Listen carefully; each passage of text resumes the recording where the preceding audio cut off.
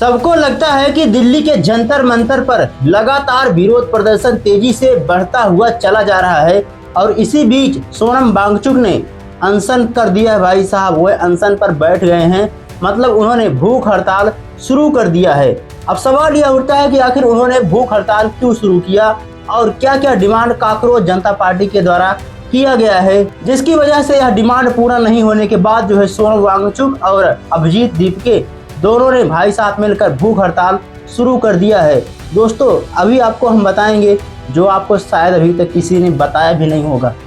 चलिए एक एक करके विस्तार से जानने की कोशिश करते हैं कि आखिर पूरा मामला क्या है। जैसा कि आप सभी को पता होगा लगभग कई दिन हो चुके हैं, लगभग 10 दिन से ज़्यादा हो चुके हैं और यहाँ से भूख हड़ताल की शुरुआत अब जो है कर दी गई है, क्योंकि 10 दिन से ज़्यादा होने पर यहाँ पर जो काकरोच जनता पार्टी का डिमांड था वह भाई साहब पूरा नहीं हो पाया और पूरा नहीं होने के कारण जो है अब जो है सोनम वांगचुक और उनके जो सहयोगी थे अभिजीत दीपके जो काकरोच जनता पार्टी के संस्थापक हैं, वही भाई साहब दोनों ने ना अब जो है अनशन कर दिया है। और अनशन करने के बाद भी अगर किसी का डिमांड पूरा नहीं होता है, जो धर्मेंद्र प्रधान का इस्तीफा मांगा जा रहा है, अगर वह इस्तीफा नहीं देते हैं भाई साहब ना, तो अनशन होने के बाद अगर धर्मेंद्र प्रधान का तो पता नहीं भाई साहब, लेकिन अगर अभिजीत दीपके या फिर सोनम वांगचुक को कुछ होता है ना, तो जनता भाई साहब इस प्रकार भड़केगी कि यह आंदोलन बहुत विकराल रूप ले सकता है। वैसे दोस्तों आपको क्या लगता है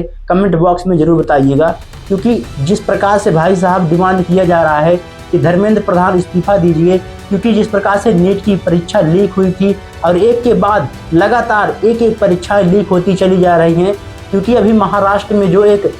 पेपर लीक हुआ है टेट का भाई साहब, वह भी एकदम से खलबली मचा दिया है, क्योंकि यहाँ तो लगातार एक तरफ हड़ताल किया जा रहा है, एक तरफ जो आंदोलन किया जा रहा है, वहीं दूसरी तरफ तब भी जो है पेपर लीक जैसे मामले सामने आ रहे हैं। तो अपने आप में सोचने वाली बात यह है कि आखिर कैसे ये सब हो सकता है, सरकार इतना ज़्यादा लापरवाही कैसे कर सकती है। इसके अलावा अगर हम काकरोच जनता पार्टी के बैकग्राउंड की बात करें तो काकरोच जनता पार्टी का जो बैकग्राउंड है वह जो है जो भारत के न्यायाधीश हैं उनके द्वारा एक विवादित बयान दिया गया था और इसके बाद भाई साहब इस पार्टी का गठन किया गया था अभिजीत दीपके के द्वारा, क्योंकि जो सूर्यकांत हैं उनके द्वारा एक बयान दिया गया था और कहा गया था कि जो बेरोजगार हैं, जो युवा हैं, वह कॉकरोच हैं और हमेशा से रोजगार मांगते आए हैं, सरकार का विरोध करते आए हैं, वह सभी कॉकरोच हैं। और यहीं से भाई साहब यह मामला एकदम से तूल पकड़ गया था और तभी से जाकर काकरोच जनता पार्टी का जो है निर्माण हो चुका है। और अब लगातार एक के बाद एक आंदोलन हर एक शहर में, चाहे वह